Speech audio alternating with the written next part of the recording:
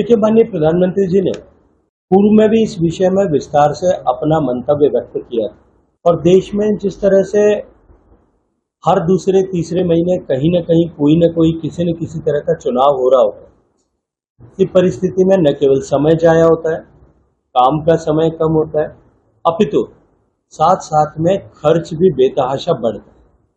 इसलिए आदर्श स्थिति देश में ये हो सकती है, ऐसा उन्होंने कहा था और सभी पॉलिटिकल पार्टीज और देश की जनता को, सभी विचारकों को, सभी पत्रकार मित्रों को इस बात का आह्वान किया था कि इस तरह के दिशा में हम आगे बढ़े, इसका वायुमंडल देश भर में बने, हम सबको इस दिशा में अपना योगदान करना चाहिए।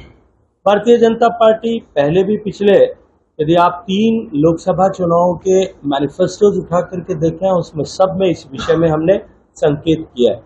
हालांकि मैं ये नहीं कहूंगा कि इस चर्चा की दिशा में आज ही कुछ निर्णय होने वाला है, और जिम्मेदारी से कहूंगा कि ऐसा जो कोई निर्णय होने वाला है ऐसा मैं नहीं कहते हुए, लेकिन फिर भी ये आदर्श स्थिति है, इस आदर्श की ओर हम सब बढ़े। आज 75 साल बीत जाने के बाद में हमारा लोकतंत्र इतना परिपक्व हो गया है कि हमको इस परिपक्वता की दिशा में आगे बढ़ते हुए हमें अब इसका स्थायी समाधान निकले और बार बार होने वाले चुनाव से मुक्ति मिले। इस दिशा में देश में वायुमंडल का सृजन करने की जिम्मेदारी आपकी और हम सब की।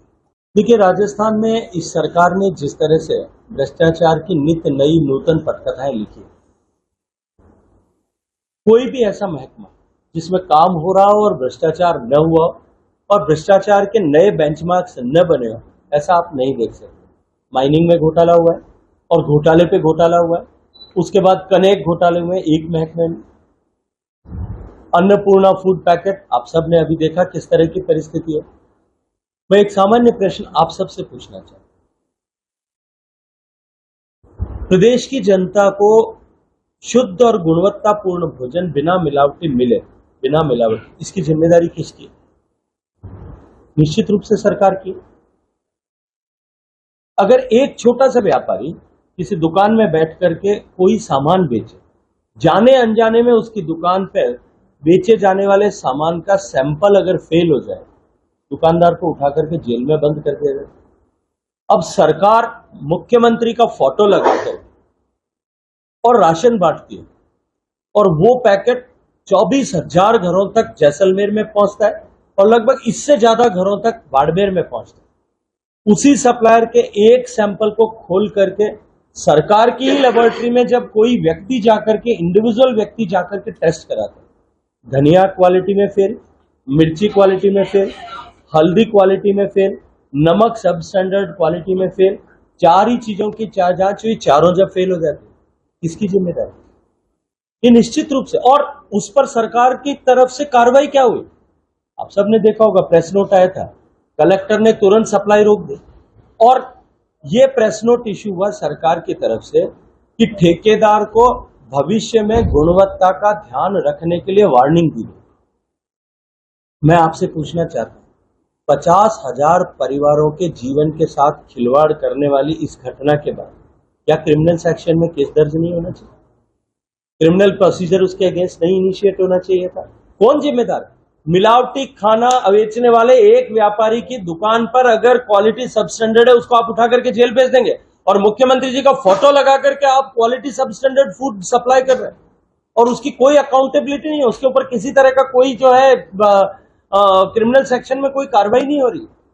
ठीक इसी तरह से घोटाला जो है वो अभी आज जल जीवन मिशन में, जिसकी चर्चा अनेक दिनों से हो रही थी, हमने पत्र लिखे, बार बार पत्र लिखे, मेरे यहां से जो है मिशन डायरेक्टर ने पत्र लिखा, सेक्रेटरी ने पत्र लिखा, हमने राज्य सरकार को, मैंने मेरे स्तर पर सूचित किया कि आप एक बार इस तरह की जो शिकायतें आ रही है इस पर संज्ञान लें। लेकिन कुछ दिन पहले आप सबने अखबार में पढ़ा होगा, एक होटल में बैठ कर माननीय मंत्री जी के जो है सबसे करीबी ठेकेदार, जिन्होंने फर्जी सर्टिफिकेट इरकॉन का एक्सपीरियंस का दे करके सैकड़ों करोड़ रुपए के ठेके हासिल किए थे, केवल एक नहीं 4-4, 5-5 हासिल किए थे। और उन फर्जी सर्टिफिकेट्स पे हासिल किए हुए ठेकों में जिस तरह से होटल में बैठ करके वहां बिल बनाए जा रहे थे, आप सबके संज्ञान में आया होगा। अब क्योंकि ये विषय भारत सरकार के द्वारा वित्त पोषित स्कीम से जुड़ा है और क्योंकि उस ठेके का सर्टिफिकेट जो ओरिजिन सर्टिफिकेट है वो भारत सरकार की संस्था का सर्टिफिकेट इरकॉन का मिसयूज किया गया है, उसके नाम का मिसयूज किया है, तो निश्चित रूप से इसकी जांच सघनता के साथ होनी चाहिए। इसलिए कार्रवाई हुई है। और कार्रवाई के पहले ही दिन मैंने तो अभी आपके मोबाइल में मुझे कुछ टीवी चैनल्स का न्यूज फ्लैश हुआ था कि एक सज्जन के घर 4 करोड़ रुपए कैश मिले और दूसरे सज्जन के घर अभी गिनती जारी है। अब उन सज्जन का माननीय मंत्री जी के साथ में किस तरह के संबंध है, क्या संबंध है, एक बार आप उनके फेसबुक पर सब उठा करके देख लीजिए, आपको मिल जाएगा। सर, मुख्यमंत्री जी अभी 2 दिन की यात्रा पर जोधपुर थे, उन्होंने एक आरोप लगाया आप पर कि संजीवनी घोटाले की जो जांच है ईडी को करनी चाहिए और प्रधानमंत्री जी को करते देखेंगे। तो लिखे। मैं एक बात पूछना चाहता हूं आज आपसे, किसी भी घोटाला जो राजस्थान में हो उसकी जांच करने की जिम्मेदारी किसकी है? राज्य सरकार की। राज्य सरकार की एसओजी 4.5 साल से घोटाले की जांच कर रही है। उनका वकील कोर्ट में खड़े होकर के कहता है कि न तो किसी एफआईआर में मेरा नाम है, न किसी चार्जशीट में मेरा नाम है, और वकील पर आरोप लगाते हुए का वीडियो भी आप सबने देख लिया होगा। मुझे समझ में नहीं आता कि वो इसमें चाहते क्या है। जहां उनको जांच करनी चाहिए वहां जांच करने से पीछे हटते हैं। राजस्थान में आप लोगों के संज्ञान के लिए बता दूं, 14 क्रेडिट कोऑपरेटिव सोसाइटी आदर्श से लेकर के ऐसी 14 नवजीवन तक 14 क्रेडिट कोऑपरेटिव सोसाइटी फेल हुई। मैं आप पत्रकार मित्रों को चुनौती के साथ में एक बात कहता हूं कि आप में से कोई भी मुझे उन 14 का नाम बता दे। संजीवनी का नाम तो पूरा राजस्थान जानता है क्योंकि उसके साथ मुझे जोड़ने के प्रयास में, लेकिन उन 14 के कोई नाम तो बताए। उनके निवेशकों की चिंता कौन कर रहा है? भारत सरकार का संसद से पारित हुआ कानून है कि multi state credit cooperative society की जांच करने का अधिकार जो है वो सीबीआई को है, क्योंकि एक से ज्यादा राज्यों में निवेश भी है, एक से ज्यादा राज्यों में डिपॉजिटर के राज्यों के डिपॉजिटर्स का पैसा लगा है, एक से ज्यादा राज्यों के जो है बोरोवर्स ने को पैसा दिया गया, और कंपनी ने एक से ज्यादा कोऑपरेटिव सोसाइटी ने एक से ज्यादा राज्यों में संपत्तियां खड़ी की। ऐसी परिस्थिति में उसकी जांच केवल और केवल सीबीआई ही कर सकती है, ये कानून कहता है। और कानून जो बड्स एक्ट का सेक्शन 30 ये कहता है कि हैविंग रजिस्टर्ड एनी एफआईआर और इंफॉर्मेशन अदरवाइज कॉम्पिटेंट अथॉरिटी जो है उसको तुरंत इसको भारत सरकार को भेजना चाहिए। यहां बेचारे इन्वेस्टर्स पिछले 1.5 साल से कोर्ट में 2 साल से लड़ाई कर रहे हैं कि साहब आप इसको जिस सेक्शन में दर्ज किए हैं केस उसके अनुरूप इसकी जांच तो करवाइए, उसको भेजिए।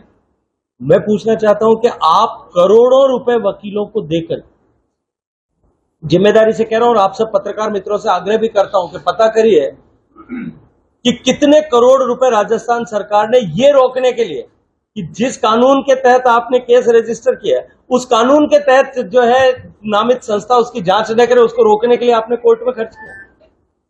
आप करोड़ों रुपए खर्च करके और इस इन्वेस्टिगेशन को डीरेल करने का काम कर रहे हैं। मैं जिम्मेदारी से चार्ज लगा रहा हूं माननीय मुख्यमंत्री जी पर, इन अपराधकर्ताओं को बचाने का षड्यंत्र, कभी खुलासा इसका भी करूंगा कि क्यों कर रहे हैं, इन अपराधकर्ताओं का जिन्होंने 2 लाखों इन्वेस्टर्स का ऐसा पैसा हड़पा है, चाहे वो आदर्श हो और चाहे अन्य कोई संस्था हो, उनके लाखों इन्वेस्टर्स का पैसा हड़पा हुआ पैसा उनको न मिले, ऐसे अपराधियों को बचाने को सजा न हो, उनको बचाने का षड्यंत्र जो है गहलोत साहब और उनकी सरकार कर आप भी चाहते हैं संजीवनी के पुलिस लोगों का पैसा निश्चित रूप से मिले, उसकी सरकार ने व्यवस्था की है। आज सहारा में किस तरह का पोर्टल बनाया गया, क्योंकि बड्स एक्ट में उसकी जांच हो रही है, और पोर्टल बना करके ये कानून संसद ने इसलिए पारित किया कि निवेशकों को अगर क्रिमिनल सेक्शंस में केसेस चलेंगे, सुप्रीम कोर्ट तक केस जाएंगे, 20, 30, 40 साल तक डिस्पोजल नहीं होगा, निवेशक बेचारे इंतजार करते करते उनका मूलधन समाप्त हो जाएगा। कानून में यह व्यवस्था की गई कि कॉम्पिटेंट अथॉरिटी जो क्वासी जुडिशियल अथॉरिटी है वो तुरंत प्रॉपर्टीज को अटैच करके बेचे, उसको कोई कोर्ट उसमें स्टे नहीं कर सकती, बेच करके निवेशकों का मूलधन जो है वो प्राथमिकता के साथ में लौटाए। अब प्राथमिकता के साथ लौटाने की जो प्रक्रिया है उसमें अवरोध कौन पैदा करे? तो पूछना चाहता हूं कौन कर रहा है? बेचारे न्यायालय में गए, न्यायालय में भी उसके ऊपर जो है आप करोड़ों रुपए खर्च करके उनको जांच नहीं करने देना चाहते, उसको आगे नहीं बढ़ने देना चाहते। सर एक तो गुजरात और मध्य प्रदेश उसके बाद हाईकोर्ट ने ये मांग की है कि सौंप दिया जाए। मैं तो वही चीख चीख के कह रहा हूं, गुजरात ने संजीवनी के केसेस को सीबीआई को रेफर कर दिया, सीबीआई ने वहां पे उसको रजिस्टर कर लिया, जांच शुरू कर दी। मध्य प्रदेश ने भी शुरू कर दी। मुझे समझ में नहीं आता राजस्थान सरकार को संजीवनी की जांच से क्या मोह है, मुझे तो नहीं आता। आप लोगों को समझ में आता होगा कि क्या मोह है उनका जांच करने का। उस मोह के वश वो नहीं देना चाहते। उन्होंने कहा है कि उनके जो वरिष्ठ अधिवक्ता थे उनको पूरी जो है ब्रीफिंग की गई थी। ये बताया गया था कि शेखावत दोषी है, लेकिन उन्होंने कोर्ट में जाके बोल दिया कि ये दोषी नहीं है। ये रहस्य क्या है, इसके बारे में आपको जानकारी है? अब यार उनकी पार्टी के वरिष्ठ नेता है और उनके द्वारा लगभग 50, 60, 70 लाख रुपए देकर के एक दिन में पेशी पर आने वाले अधिवक्ता है। अब उन दोनों के बीच में रहस्य का मायाजाल क्या है वो तो वही बता सकते हैं, मैं कैसे बता सकता हूँ। सर मोह चेंज हो गया, पुत्र मोह से गजेंद्र सिंह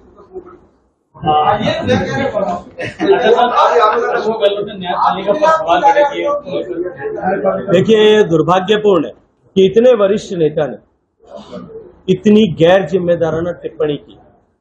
मेरी जितनी कुल उम्र है उससे शायद 2-4 साल कम ही अशोक गहलोत साहब की राजनीतिक वय हो।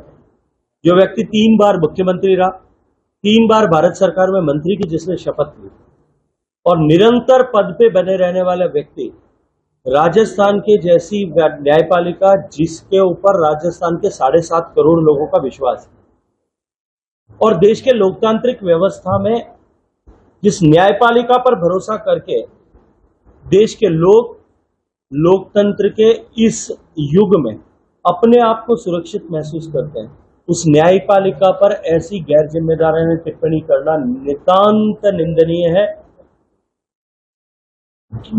और इस तरह का भ्रम पैदा करने वाली है, न्यायपालिका का अपमान करने वाली है, बार और बेंच दोनों को नीचा दिखाने वाली है। और उसके बाद में कल उन्होंने थोड़ा यू टर्न किया कि ये मेरी निजी राय नहीं है। तो मैं ये तो पूछना चाहता हूं आपके माध्यम से कि आपको राय किसने दी? आप किसकी राय व्यक्त कर रहे हैं? खुलासा करिए कि आप किसकी राय दे रहे हैं। खुद की राय नहीं है तो किसकी राय? वैभव जी ने दी होगी राय, या पड़ोस में बैठे हुए किसी और ने राय दी होगी, या सरकार की राय होगी, तो उन्हीं की सरकार है। किसकी राय वो व्यक्त करना चाहते हैं? आप सब पत्रकार मित्रों की तो राय वो नहीं हो सकती और आप लोगों की राय पर वो काम भी नहीं करते।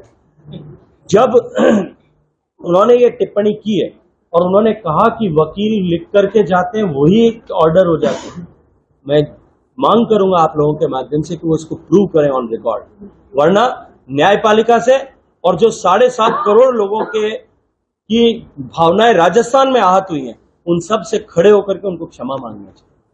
सर संगठन की बात करें तो वसुंधरा जी ने भी एक यात्रा शुरू की है पर्यटन यात्रा से पहले, इसको किस दृष्टि से? यार कोई एक व्यक्ति, हम राजनीतिक क्षेत्र में काम करते हैं, हम भगवान के दर्शन करने के लिए कहीं जाएं एक दिन के, या अपनी पत्नी के साथ में कहीं शिव मंदिर में जाकर के सावन में अभिषेक करें, उसमें भी राजनीतिक प्रश्न खड़ा होता है।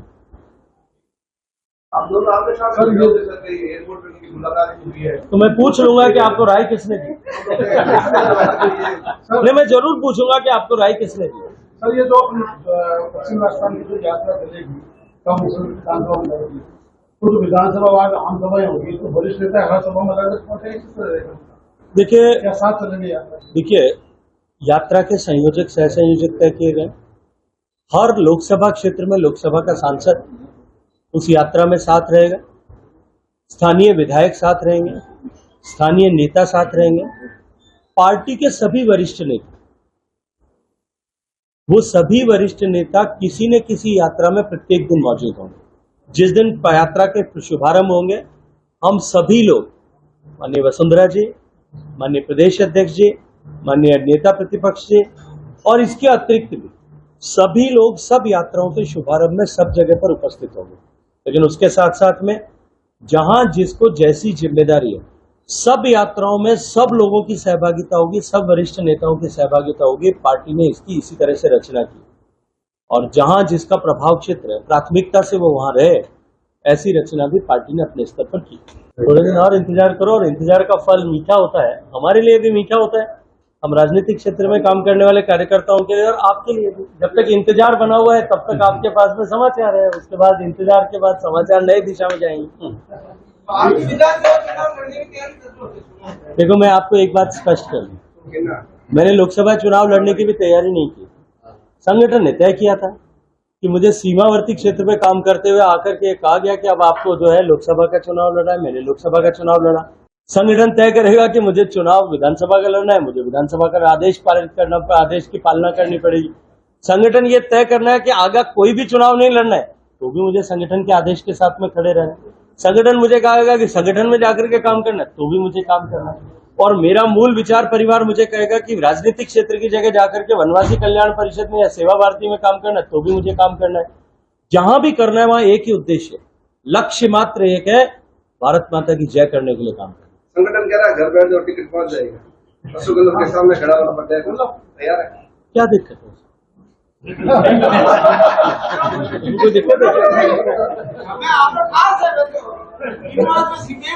नहीं, वो हमारे लिए सम्माननीय है, वो हमारे लिए आदरणीय है। और मुझे अत्यंत चिंता है कि वो उनके जैसे सम्मानीय और आदरणीय है जोधपुर के निवासी होते हुए वो इस तरह की गैर जिम्मेदारानी टिप्पणी कैसे कर रहे हैं। मुझे तो इसको लेकर के भी चिंता और डर है। मेरी सारी सहानुभूति उनके साथ है।